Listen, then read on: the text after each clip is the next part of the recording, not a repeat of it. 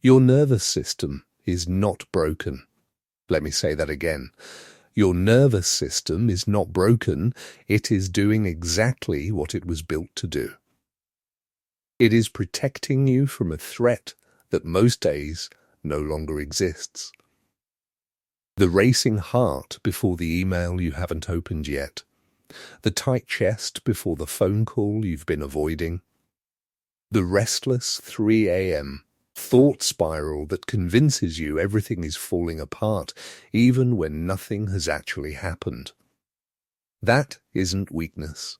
That is biology, running an ancient program in a modern world it was never designed for. Before anyone told you to just relax, before anyone said calm down like it was a switch you could flip, your body had already made its decision for you. Somewhere between the boardroom and the bedroom, between the group chat and the group project, your amygdala started making choices your conscious mind never signed off on. And you've spent years believing this was a personality flaw, that you were simply someone who gets stressed easily, that some people are just built calmer than others, and you weren't one of the lucky ones. You were wrong, not because you lacked willpower, but because no one ever taught you that calm is not a trait.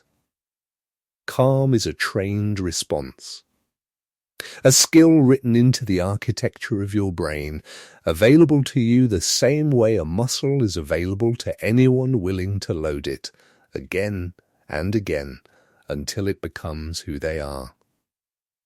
Think, for a moment, about how much of your life has been quietly shaped by reactions you never actually chose. The tone you took with someone you love in a moment you wish you could take back. The opportunity you didn't pursue because your body decided it was dangerous before your mind ever weighed the evidence. The nights spent replaying conversations that went nowhere, simply because your nervous system refused to let the alarm stop ringing. None of that was a character flaw. All of it was a system doing its job, just aimed at the wrong century. This is not a video about breathing exercises. This is not a 5-minute life hack, a productivity trick, or a countdown list you'll forget by tomorrow. This is an immersive audio experience built for one purpose: to rebuild at the identity level your relationship with chaos itself. What you are about to hear will not just calm your mind for an hour. If you let it work on you the way it's designed to, chapter by chapter, principle by principle, it will begin to physically reroute the pathway your brain defaults to when life stops cooperating with your plans. You do not need to fix your circumstances to feel in control again. You need to understand what is actually happening inside you when the world feels like it's spinning, and once you understand it, you can begin to change it. That is what the next hour is for. Not to make the storm disappear, to change who you are inside it. Somewhere, right now, someone is receiving news that will genuinely alter the course of their life. Somewhere else, someone is spiraling over a text message that hasn't even been read yet, let alone answered. From the outside, these look like two entirely different categories of experience. From the inside, from the vantage point of the nervous system generating the response, they can feel almost identical. The same tight chest, the same racing thoughts, the same certainty that something is wrong. This is not a flaw unique to you. This is what an untrained alarm system does. It treats every signal as equally urgent, because it was never given the tools to sort real danger from imagined danger. What you're about to learn is not a way to stop the alarm from ever ringing. The alarm exists for good reason, and there will be moments in your life, real ones, when it should ring loudly, and you should listen. What you're about to learn is how to tell the difference, how to hear the alarm without being ruled by it, how to let your body react and then, in the space that follows, choose what happens next instead of simply being carried by the current. That space, small, quiet, easy to miss if you're not looking for it, is where this entire hour will live, not in some distant future version of your life where everything has finally calmed down. Right here, in the middle of whatever is happening right now, today, this week. I want to be honest with you about what this hour will and won't do. It won't remove the hard conversation waiting for you tomorrow. It won't clear your inbox, resolve the uncertainty at work, or make the people in your life easier to deal with. If you're looking for circumstances to change before you're allowed to feel steady, this isn't that kind of audio, and I'd rather tell you that now than let you discover it disappointed an hour from now. What this hour will do is give you a working model grounded in real neuroscience, not wishful thinking of why your body reacts the way it does, and a concrete, repeatable method for changing that reaction over time. Not through affirmations, not through pretending the hard things aren't hard. Through understanding the actual mechanism well enough to work with it deliberately, instead of being run by it unconsciously, the way you likely have been for as long as you can remember. Let's begin exactly where the reaction begins in the body, before the mind ever gets a vote. Chapter 1. The storm you were never taught to read. Between stimulus and response there is a space. In that space is our power to choose our response. Viktor Frankl wrote that from inside circumstances almost none of us will ever face, and yet the principle scales down perfectly to the ordinary chaos of an ordinary Tuesday. Picture this. You're sitting in traffic, 7 minutes from a meeting you were supposed to walk into calm and prepared. The car ahead of you brakes for no visible reason. Your jaw tightens before your mind has even finished the thought, I might be late. That tightness isn't random. It's your amygdala, the almond-shaped cluster deep in your brain, responsible for threat detection, sounding an alarm it was designed for saber-toothed predators, now firing over a red brake light. Research in effective neuroscience suggests the amygdala can trigger a stress response in as little as 12 milliseconds faster than your conscious mind can even register what caused it. 12 milliseconds. That means most of the time you are not choosing your reaction. Your reaction is choosing you, and your rational mind is simply left to explain it after the fact, constructing a tidy story for a decision it never actually made.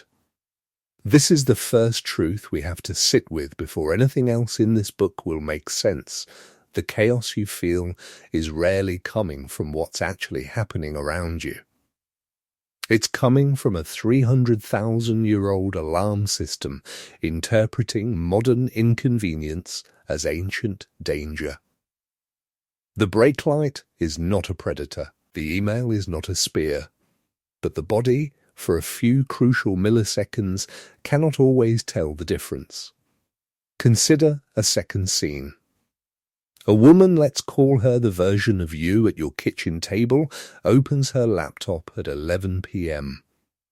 to find an email from her manager with the subject line, "Can we talk tomorrow?" 4 words. No context. And within seconds, her mind has written an entire script. She's being let go, she's failed, she's not good enough. Her heart rate climbs. Her stomach drops. Nothing has happened yet. Nothing may ever happen.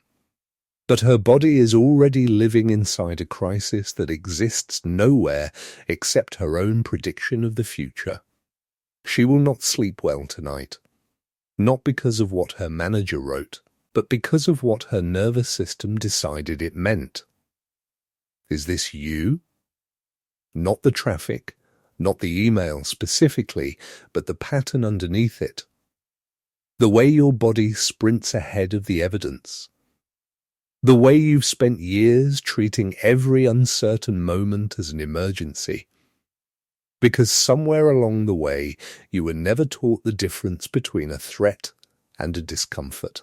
No one sat you down and explained that uncertainty is not the same thing as danger. So your body defaulted to the only setting it had. Jim Rohn used to say that we are not disturbed by things, but by the view we take of them. He wasn't quoting neuroscience, he was decades ahead of it, describing in plain language what researchers would later map in the brain. The event and your interpretation of the event are two entirely separate things, processed in different regions, arriving at different speeds. The event is fast and neutral. The interpretation is slow, personal, and almost entirely learned, which means it can also be unlearned. Here is a third scene, and perhaps the most quietly important one. A man stands in his kitchen at 6 a.m., the news playing in the background, layoffs, inflation. Another headline designed to spike his cortisol before his coffee has finished brewing. He doesn't turn it off. He doesn't need to control the headline. What he's learning, slowly, is that he can control the 11 seconds between hearing it and deciding what it means about his day. That 11-second gap is where every principle in this book will eventually live. It is small. It is unglamorous. It is also, quite literally, the entire difference between a reactive life and a chosen one. Consider, too, a fourth and final scene for this chapter, not dramatic, just familiar. A teenager scrolling through a feed of other people's highlight reels, feeling something tighten in her chest that she can't quite name, mistaking the ache of comparison for a verdict on her own worth. Her nervous system doesn't know the difference between social rejection and physical danger. Evolutionarily, for most of human history, being cast out of the group meant death. So it reacts to a stranger's vacation photos with the same ancient alarm it would use for a genuine threat to survival. Understanding this doesn't make the ache disappear. But it does make it explainable. And the explainable is always easier to work with than the mysterious. Calm, then, is not the absence of a storm. Calm is the capacity to remain the same person whether the storm is there or not. And that capacity is not something you are either born with or without. It is something you build, chapter by chapter, the same way an athlete builds strength through repetition, through understanding the mechanism, and through refusing to accept the old story that some people are simply wired for peace, while the rest of us are permanently at the mercy of our own alarm bells. You are not permanently at the mercy of anything. You are, in this exact moment, beginning to understand the machinery well enough to finally start operating it on purpose. There's a reason this matters more than it might first appear to. Every decision you've ever regretted, the sharp reply sent too quickly, the opportunity turned down out of fear, dressed up as caution. The relationship strained by a reaction that outsized the moment that caused it very likely didn't come from a flaw in your character.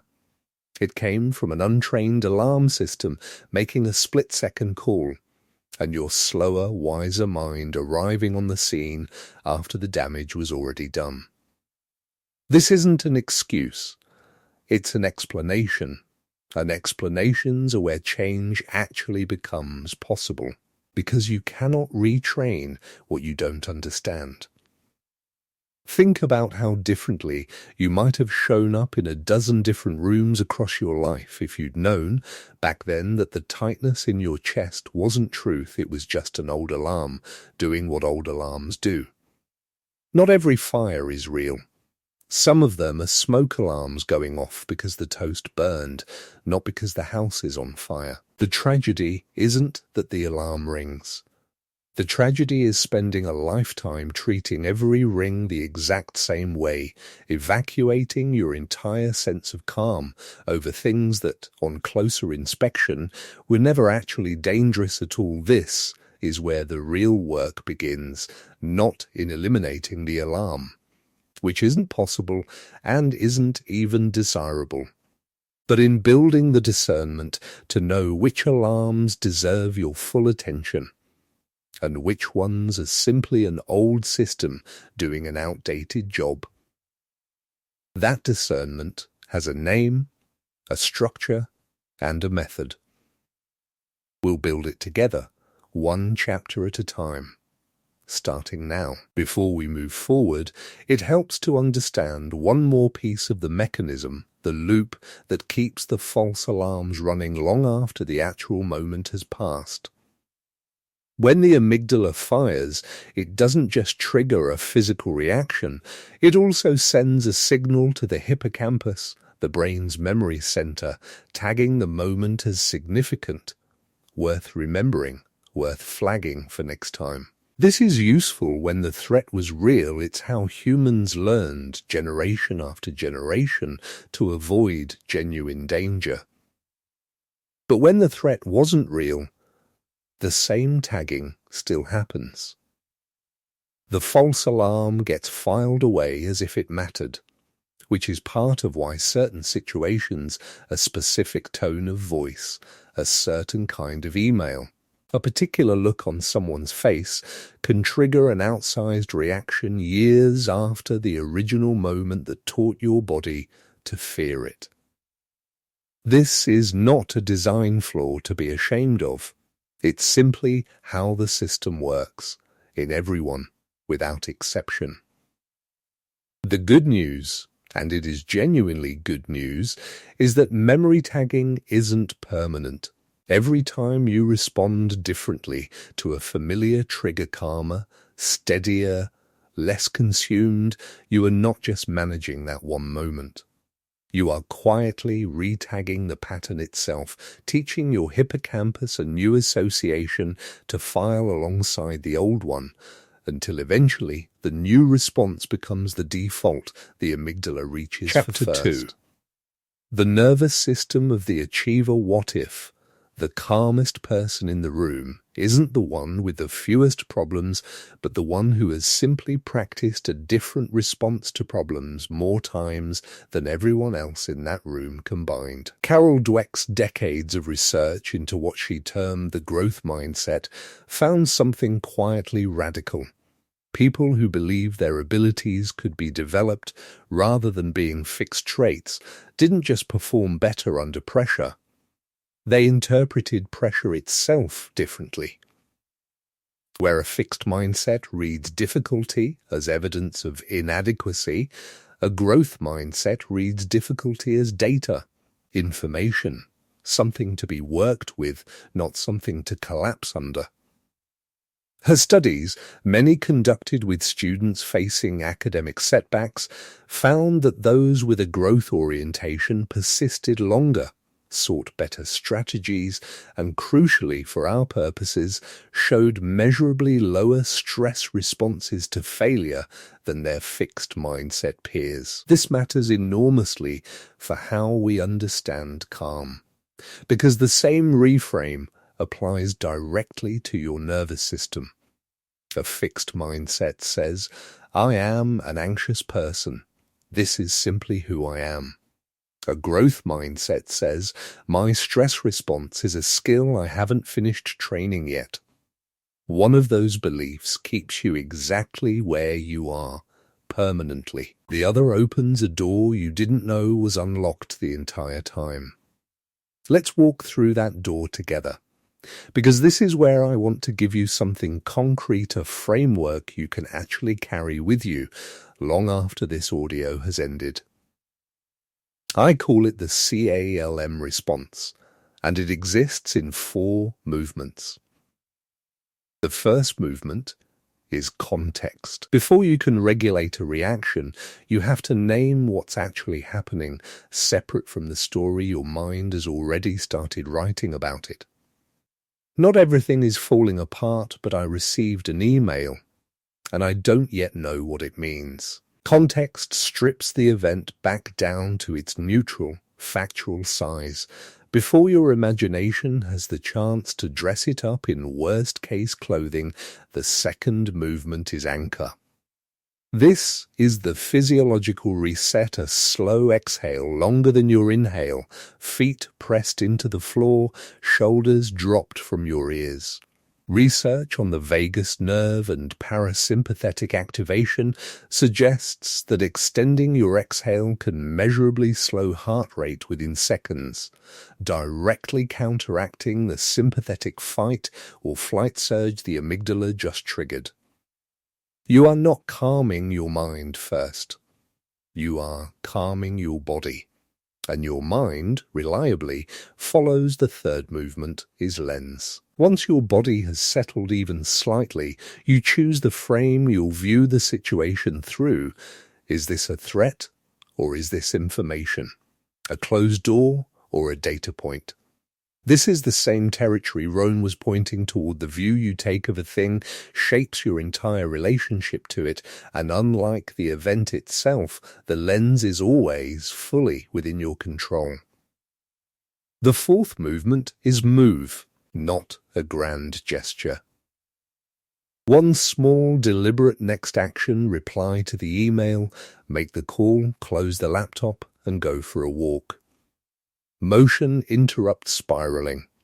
It tells your nervous system the danger has passed, because you are now acting like someone who is safe enough to act, rather than someone still bracing for impact.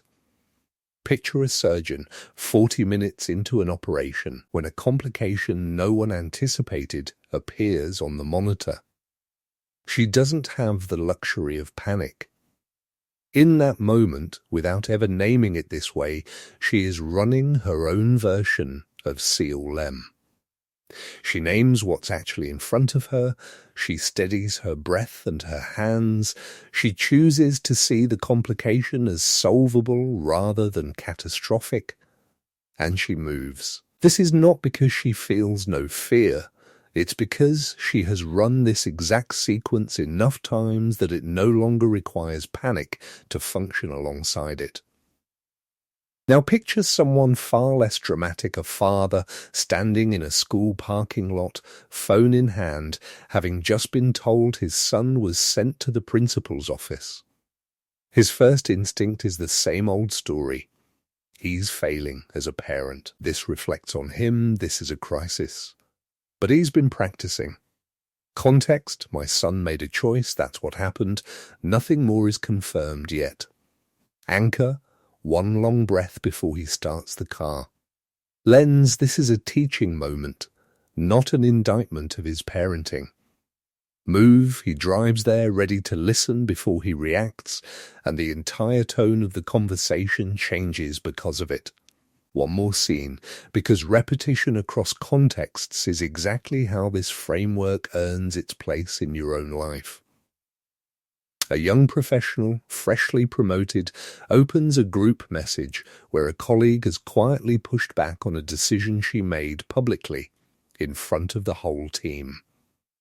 The old pattern would have her firing back within 30 seconds, defensive and sharp. Instead, context: a colleague disagreed with one decision, publicly. That is the fact. Anchor: she closes the laptop for 90 seconds before typing anything at all. Lens: this might be useful feedback, not necessarily an attack. Move: she asks one clarifying question instead of mounting a defense, and the entire exchange shifts from conflict to collaboration. Earl Nightingale once described success as the progressive realization of a worthy ideal, and what almost no one repeats about that definition is the word progressive. Not instant, not permanent from the first attempt. Progressive, the C.A.L.M framework, works the same way. The first time you use it under real pressure, it will feel clumsy, almost too slow to matter. The 50th time, it will feel like breathing. That is neuroplasticity, and it's exactly where we're headed next. It's worth pausing here to name something honestly. None of this is about performing calm for an audience. The point was never to look composed while quietly falling apart inside that suppression, not regulation. And research on emotional suppression consistently finds it comes at a real physiological cost, including elevated stress markers over time. The C.A.L.M response isn't a mask. It's a genuine recalibration from the inside out of how your body interprets and processes difficulty. The goal isn't to feel nothing. The goal is to feel the full weight of a moment without being controlled by it. Think about the people in your own life who seem to move through hard seasons with a kind of grounded steadiness you've admired, maybe even envied. It would be easy to assume they simply have less to deal with, or that they were born with some genetic advantage the rest of us missed out on. Almost without exception, that assumption is wrong.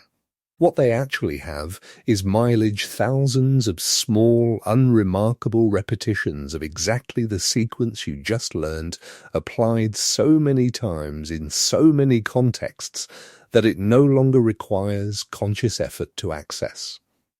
You are not behind them. You are simply earlier in the same process, and the process itself is available to you starting today. Starting with whatever you're facing this week. There's one more piece worth naming before we move forward: the role of belief itself in how quickly this process takes hold.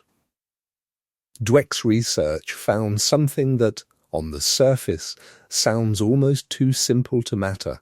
People who were told explicitly that a skill could be developed through practice showed faster, measurable improvement than those who weren't told anything at all, even when the actual practice was identical. The belief itself changed the outcome. Not because belief is magic, but because belief changes what you're willing to keep attempting after the early, clumsy attempts inevitably fail. This is why I want to say plainly, before we go any further, you will use the C.A.L.M response badly the first several times. You will remember it too late, after the reaction has already happened. You will remember context and forget anchor, or remember all 4 steps and still feel the old wave crash over you anyway. None of that is evidence that this doesn't work. It's evidence that you're exactly where every single person who has ever built this skill once stood at the beginning, doing something unfamiliar, before it became second nature. Let's make this even more concrete with one final scene for this chapter. A woman in her 40s, recently divorced, finds herself standing in a grocery store parking lot on a random Tuesday evening, suddenly and unexpectedly in tears, not because anything happened that day, but because a song came on the radio that used to play in a life she no longer has. The old pattern would have her judging herself for the tears, rushing to shove the feeling down before anyone could see, turning a moment of grief into an additional layer of shame about having grief at all. Instead, she tries something new. Context. A song triggered a memory, and grief showed up. That's what's actually happening, not a breakdown. Not a sign she's not healing correctly. Just grief, doing what grief does. Anchor. She sits in the car another minute, lets her breath slow before she starts the engine. Lens. This is not evidence she's failing to move on. It's evidence she loved something, And loving things sometimes means feeling their absence unexpectedly. Move, she allows herself the extra few minutes, then goes inside and finishes what she came to do. Nothing about her circumstances changed in that parking lot. But her relationship to the wave that hit her did, and that relationship is, in the end, the entire difference this framework is built to create. Chapter 3. The center that doesn't move there is a phrase used by free divers, by surgeons, by combat pilots, by anyone whose profession occasionally demands stillness inside genuine chaos. Stay in the eye of the storm. Not outside it, pretending the storm doesn't exist. Inside it at the one point where, no matter how violently the system spins around you, the center itself remains still. This is not a metaphor about avoiding difficulty. It's a description of a nervous system that has learned to separate the external event from its internal state. And it is, without exaggeration, learnable not through willpower alone, but through the exact mechanical process your brain uses to learn anything else, repetition, in a consistent context, over time. Let's sit inside 3 more scenes, because principles without scenes stay abstract, and abstraction rarely changes behavior at 2 in the morning when it actually matters. Scene 1. A flight delayed 4 hours, no explanation given.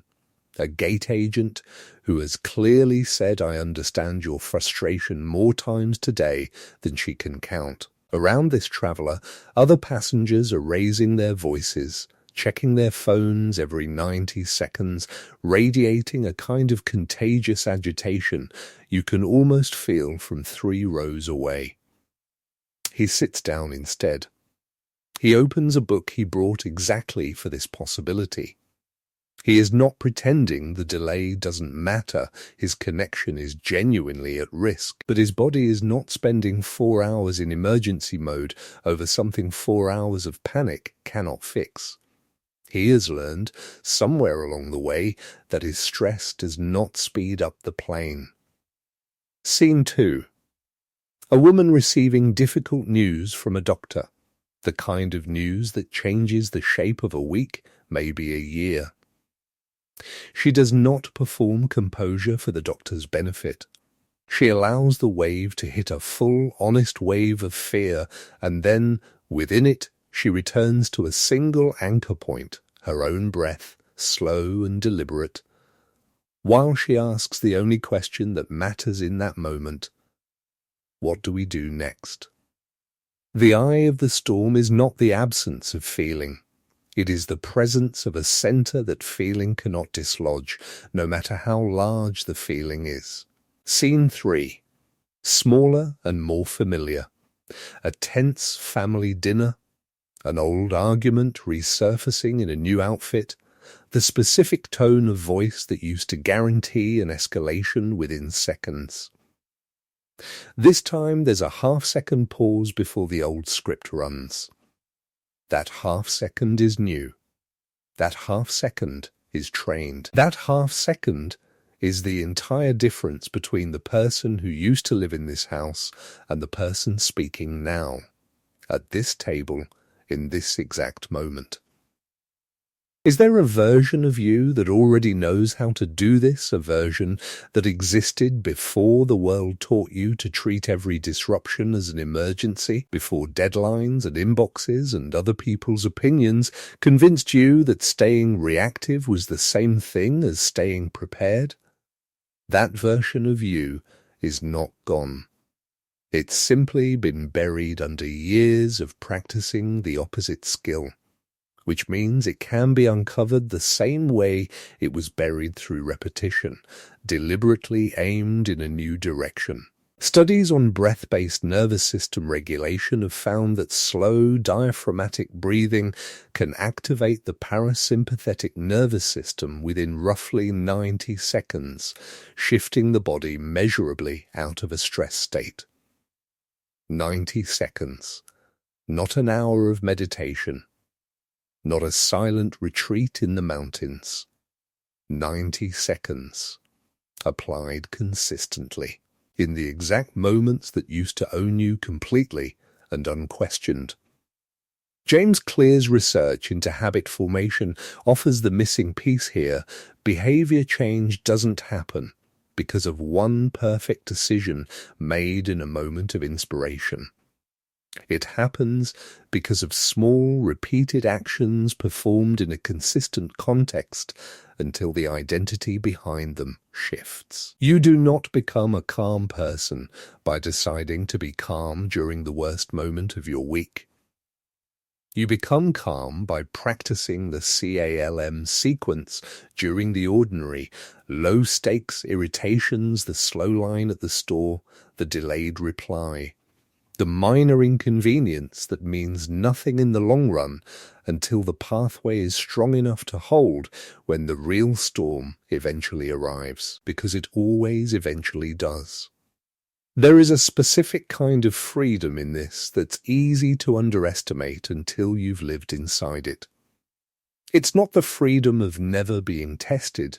It's the freedom of knowing with quiet certainty that whatever the test turns out to be, you already have a center that doesn't move, and that center was built one small, ordinary, unremarkable rehearsal at a time. The center that doesn't move isn't a gift given to certain people at birth.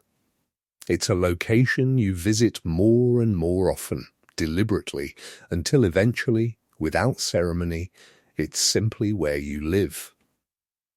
There's an important distinction worth making here, because it's the one most often misunderstood about this entire practice. Staying centered is not the same as staying passive. The traveler in the airport still advocated for himself at the counter when it mattered. The woman receiving difficult news still asked hard, necessary questions and made real decisions in the days that followed. Calm was never the absence of action. It was the foundation that made clear, deliberate action possible, instead of action driven by panic that so often has to be undone or apologize for later. Consider one more scene, because this distinction deserves its own illustration. A project lead discovers, 2 days before a major deadline, that a critical piece of work was never actually completed by a teammate who assured her it was done. The old response would have been immediate panic, a flood of blame, a scramble that helps no one, a tone in the follow-up conversation that damages the relationship for months afterward. The centered response is not passive acceptance. She still addresses it directly, still resets the timeline, still has the hard conversation that needs to happen, but she does it from steadiness instead of from panic, and the outcome, both the project and the relationship, survives intact, sometimes even strengthened by how the moment was handled. This is the center that doesn't move, not stillness for its own sake, but a stable enough foundation that whatever action follows is chosen, not just triggered. It's worth asking yourself, honestly, where your own center currently sits, not as a judgment, but as a starting point. Are there specific categories of moment where you already access this steadiness naturally, almost without effort? Physical danger, perhaps, or situations where you've had extensive practice, professional or otherwise? And are there other categories, a specific relationship, a particular kind of feedback, a certain flavor of uncertainty where the old pattern still runs the show almost every time before you've had a chance to intervene? Most people find their steadiness is uneven this way, strong in some areas and nearly absent in others, and that unevenness is not a contradiction. It simply reflects where the repetition has already happened versus where it hasn't yet. The chapters that follow aren't about achieving a single, uniform state of calm across your entire life all at once. They're about identifying the specific places where the old pattern still Chapter runs 4, unchecked, rewiring and the beginning reaction neurons deliberately that fire to together, practice somewhere new. together. That single principle, first articulated by neuropsychologist Donald Hebb, and now foundational to our modern understanding of neuroplasticity, is the entire mechanism behind everything you've heard so far. Every time you run the old pattern spiral first, react first, panic first, you are not just having a bad moment. You are deepening a groove in the brain that makes the next spiral easier to fall into, faster, with less resistance than the time before. And every time you interrupt that pattern with something new, you are doing the opposite, carving a different path, faint at first, that becomes more accessible, more automatic, each time you use it. This is not motivational language. This is measurable. Research into neuroplasticity has found that the adult brain retains the capacity to form new neural connections throughout life, in direct response to repeated behavior and thought patterns, meaning the anxious pathway you've walked for 20 years is not a life sentence. It's simply the most used road. And most used roads, given enough consistent traffic in a new direction, can change. Let's return to the C.A.L.M response, because this is where it earns its place as more than a nice acronym. This is the tool that does the actual rewiring, day after day, situation after situation. Context, anchor, lens, move. Each time you run it, you are not managing a single event. You are casting a vote for the kind of nervous system you're building for the rest of your life. Picture a small business owner staring at a spreadsheet that shows 3 consecutive difficult months. The old pathway says, "This is proof I was never cut out for this. I should quit before I lose everything I've built." The new pathway practiced, not perfect, starts with context. 3 difficult months. Not a verdict on my worth as a person or a business owner. Anchor, 1 full breath before opening the next tab. Lens, this is a problem to be solved with better information, not a referendum on my identity. Move, 1 specific action, call the accountant, review the numbers with fresh eyes, adjust 1 variable this week. Nothing about the spreadsheet changed in that moment. Everything about her relationship to it did. Picture a teenager, though this could just as easily be any of us at any age, staring at a phone screen after being left out of a group chat's weekend plans. The old pathway floods with a familiar, corrosive story. I'm not wanted, I'm always the one left behind, this always happens to me. The new pathway, still developing, still imperfect. Context, I wasn't included in 1 plan, that is the actual, verifiable fact. Anchor a breath before typing anything back at all. Lens, this says something about scheduling or circumstance, not necessarily about my worth as a person. Move, reaching out to 1 person directly, rather than spiraling alone in the dark with a story that was never confirmed. Consider 1 more, because the workplace is where so many of us practice this the most, whether we realize it or not. A manager receives blunt, critical feedback from her own supervisor in front of 2 colleagues, the kind of moment that used to send her home replaying it for days. Context, 1 piece of feedback delivered poorly in 1 meeting. Anchor, she keeps her breath steady and her shoulders down through the rest of the meeting instead of shrinking into herself. Lens, this is information about 1 project, not a statement about her competence overall. Move, she asks for 5 minutes afterward to clarify next steps, rather than avoiding her supervisor for the rest of the week the way she used to. Notice what's consistent across every scene in this book so far. The circumstances are wildly different: a flight delay, a diagnosis, a difficult spreadsheet, a group chat, a hard meeting. But the mechanism is identical every time. Name it, settle the body, choose the frame, take the smallest true next step. This is the C.A.L.M response, and its power isn't in any single use. Its power is in repetition, the exact same repetition that once wired the anxious pattern in the first place, now rewiring something steadier, sturdier, more dependable in its place.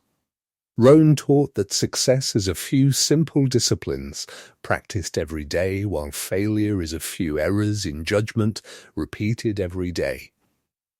Neuroscience simply gives us the biological reason why that's true. Every day is a vote. Every reaction is a rehearsal for the next reaction. You are, quite literally, building the brain you will bring into tomorrow's version of today's chaos, one small repeated choice at a time, whether you're paying attention to it or not. This is not about becoming someone who never feels the storm. You will still feel it, the tight chest, the racing thought, the old alarm bell doing its ancient job the moment something unexpected happens. The difference is what happens next. The difference is the half-second pause that used to not exist, now sitting quietly between the trigger and your response, getting a little longer, a little stronger, every single time you choose, deliberately, to use it, instead of letting the old pattern run on autopilot. It's worth being honest about the timeline here, because false promises don't serve you. This rewiring will not happen in a single listening, no matter how attentively you've followed along.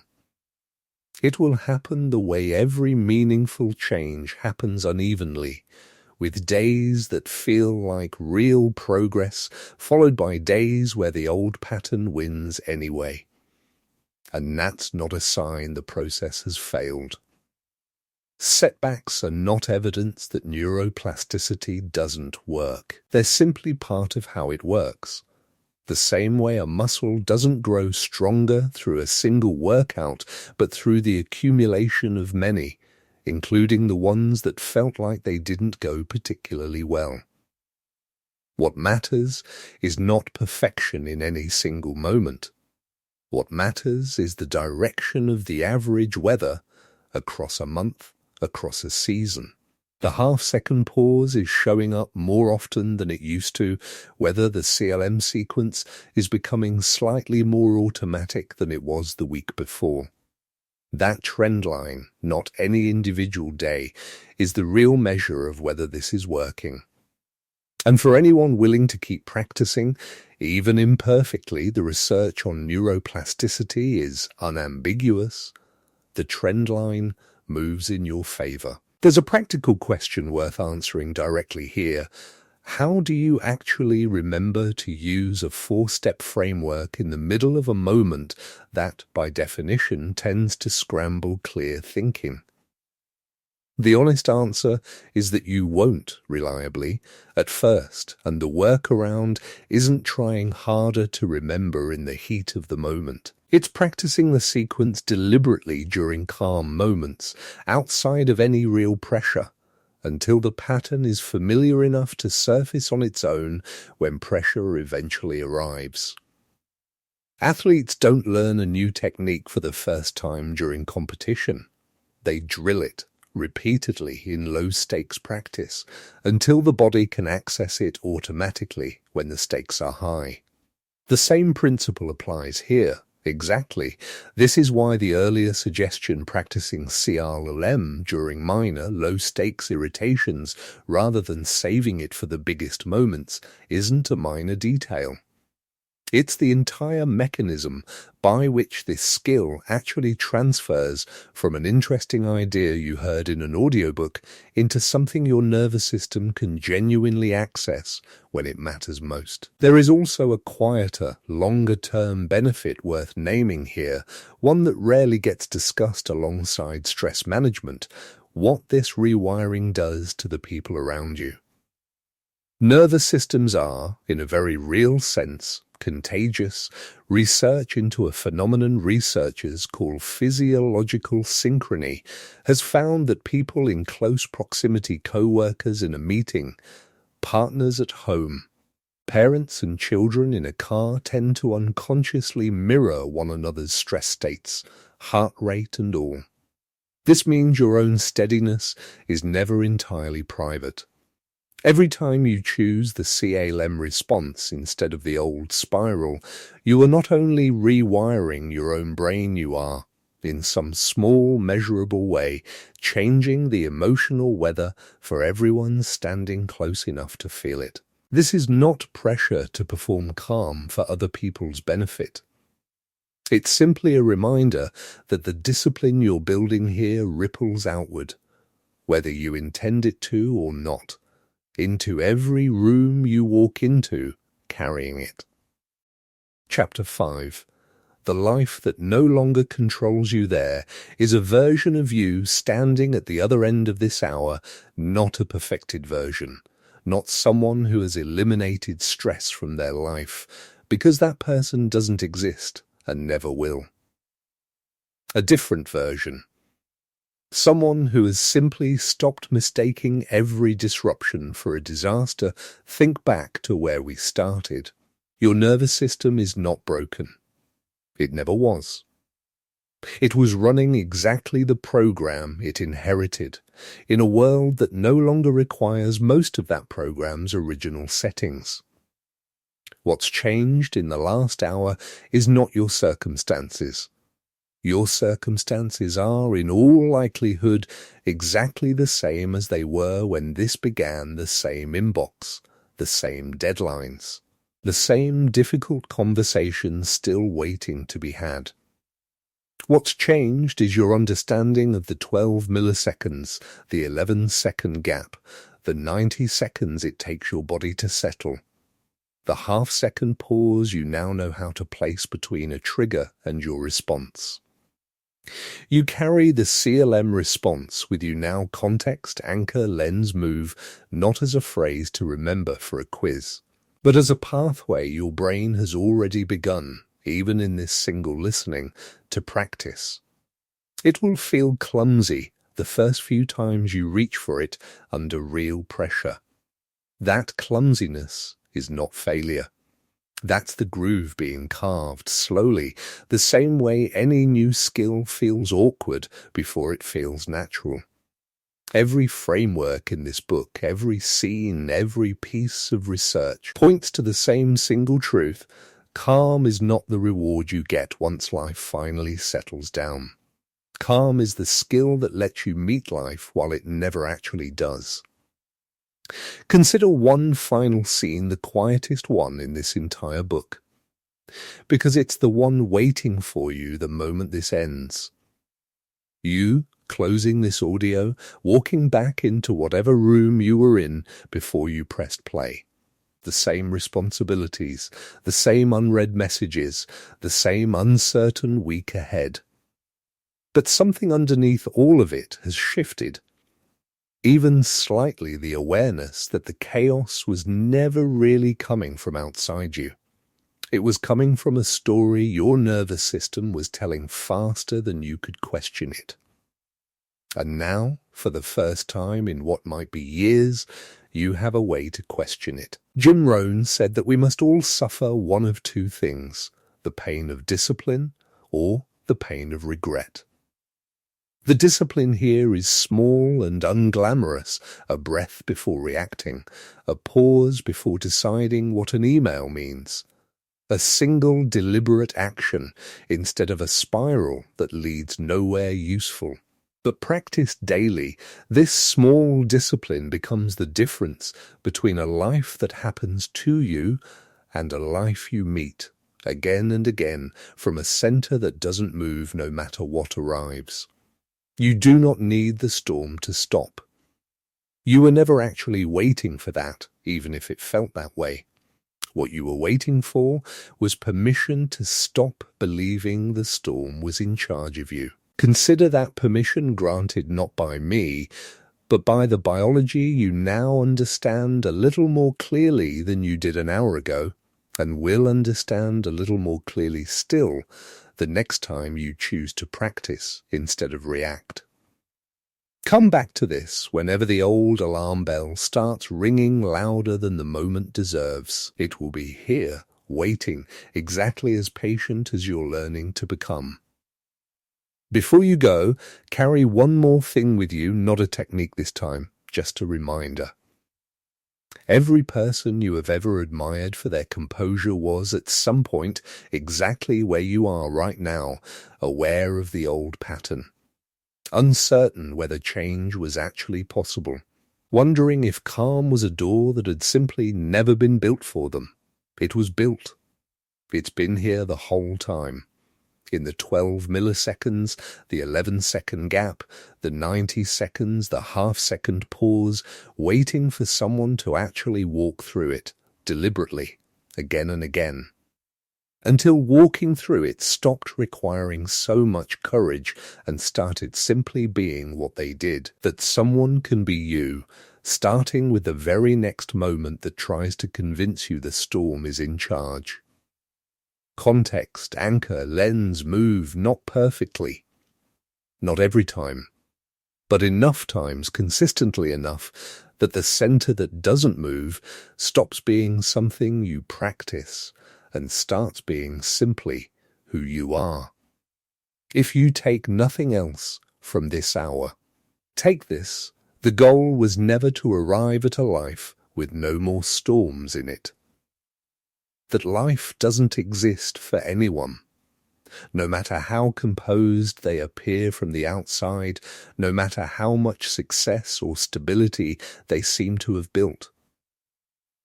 The goal was always to become someone who could walk into the next storm, whatever it turns out to be, whenever it arrives, without losing the thread of who they are in the middle of it. Not unshaken. Unbroken, there's a difference, and it's the entire difference this hour was built to teach you. Somewhere in the next week, the alarm will ring again. Maybe it will be small, a delayed reply, a comment that lands wrong, a plan that falls through. Maybe it will be larger than that. Either way, you now know something you didn't know before you pressed play, that the ring itself is not the emergency. The ring is just information, arriving 12 milliseconds ahead of your ability to think clearly about it. What you do in the 11 seconds after that's yours. It always was. It simply took this hour to remember it. Carry the framework loosely, the way you'd carry a tool you trust rather than a rule you fear breaking. Context, anchor, lens, move, say it to yourself the next time the ground feels like it's shifting, even if you only remember 2 of the 4 steps, even if you remember all of them 10 minutes too late. Every attempt, imperfect as it will be, is still a vote cast for the nervous system you're building, and votes, cast consistently enough over time, are how every real change in a human life has ever actually been made. And so, gradually, quietly, one ordinary rehearsal at a time, will the calmer version of you it's been building this whole hour